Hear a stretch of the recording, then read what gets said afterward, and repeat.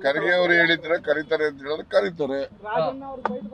ಕರೆದಾಗ ಹೋಗ್ತಾರೆ. ಹೈಕಮಾಂಡ್ ಕರೆದ್ರೆ KPCC ಅಧ್ಯಕ್ಷರು ಹೋಗ್ತಾರೆ, ಚೀಫ್ ಮಿನಿಸ್ಟರ್ ಹೋಗ್ತಾರೆ. ಅಲ್ಲಿ ಹೈಕಮಾಂಡ್ ಅವರು ಯಾವ ಉದ್ದೇಶದಿಂದ ಕರೆಸಿದ್ದಾರೆ ಅಂತಕ್ಕಂಥದ್ದನ್ನ ಮಂದಟ್ ಮಾಡ್ತಾರೆ.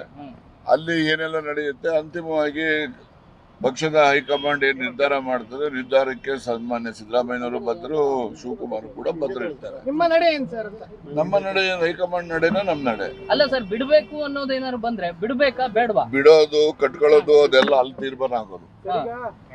ಈಗ ಸುಮ್ನೆ let us not assume things. ಹಿಂಗಾಗ್ಬಿಟ್ರೇನು ಹಂಗಾಗ್ಬಿಟ್ರೇನು ನೀವೇನ್ ಮಾಡ್ತೀರಿ? ಅವೆಲ್ಲ DK ಶಿವಕುಮಾರ್ ಕೊಟ್ಟ ಮಾತು ತಪ್ಪಬಾರದು ಆ ರೀತಿ ಎಲ್ಲ ಮಾತನಾಡ್ತಾ ಇದಾರೆ ಸರ್. ಆಯ್ತಪ್ಪ, ಕೊಟ್ಟಿದ್ರೆ ತಗೊಂಡಿದ್ರೆ ಅದೆಲ್ಲ ಅಲ್ಲಿ ತೀರ್ಮಾನ ಆಗ್ತದಲ್ಲ. ಈಗ ಎಲ್ಲಿ ಡೆಲ್ಲಿ ಅವರು ಕರೆದ್ರೆ ಅಲ್ಲಿ ಅವ್ರು ಯಾರು ಕೊಟ್ಟಿದ್ರು ಮಾತು, ಯಾರೇನ್ ಮಾತು ಕೊಟ್ಟಿದ್ರು, ಯಾರೇನ್ ನಡ್ಕೊಂಡಿದ್ದಾರೆ ಮಾತಂತೆ, ಯಾರು ನಡೆದಿಲ್ಲ, ಇವೆಲ್ಲ ಚರ್ಚೆ ಅಲ್ಲಿ ಆಗ್ತದೆ, ಅಲ್ಲಿ ತೀರ್ಮಾನ ಆಗ್ತದೆ. ಅಂತಿಮವಾಗಿ ಹೈಕಮಾಂಡ್ ಏನ್ ತೀರ್ಮಾನ ಮಾಡ್ತಾರೆ.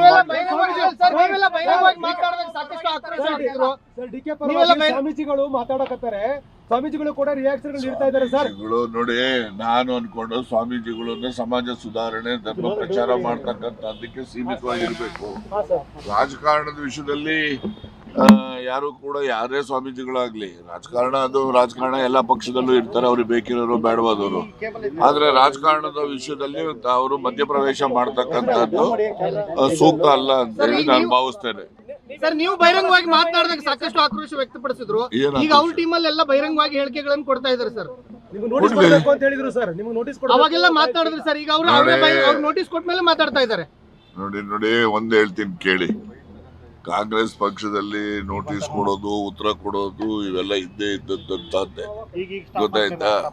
ಸೊ ಹೀಗಾಗಿ ಇವೆಲ್ಲ ರಾಜಕಾರಣ ಅಂತಕ್ಕಂಥದ್ದು ನಿರಂತರವಾಗಿ ನಡೀತಕ್ಕಂತ ಒಂದು ಕ್ರಿಯೆ, ಗೊತ್ತಾಯ್ತಾ? ಅದರಿಂದ ಅದು ನಡೀತೆ. ಯಾವ್ಯಾವ ಸಂದರ್ಭಕ್ಕೆ ಆ ನಡವಳಿಕೆಗೆ ತಕ್ಕಂತೆ ಕ್ರಮಗಳು ಏನೇನು ಆಗ್ತವೆ ಅವೆಲ್ಲ ಆಗ್ತವೆ. ಸರ್, ಅಹಿಂದ ಬಿಟ್ರೆ ಕಾಂಗ್ರೆಸ್ಗೆ ಭವಿಷ್ಯ ಇದೆಯಾ?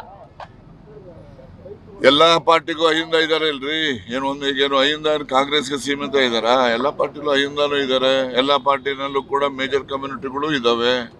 ಅದರಿಂದ ಯಾವುದೇ ಒಂದು ಪಕ್ಷ ಅಧಿಕಾರಕ್ಕೆ ಬರ್ಬೇಕಾದ್ರೆ ಸಮಾಜದ ಎಲ್ಲ ವರ್ಗಗಳ ಮತ ತೆಗೆದುಕೊಂಡ್ರೆ ಮಾತ್ರ ಸಾಧ್ಯ ಇರ್ತದೆ. ಯಾರು ಮಾಡ್ತಾವ್ರಿ ಸಹಿ ಸಂಗ್ರಹಣೆ?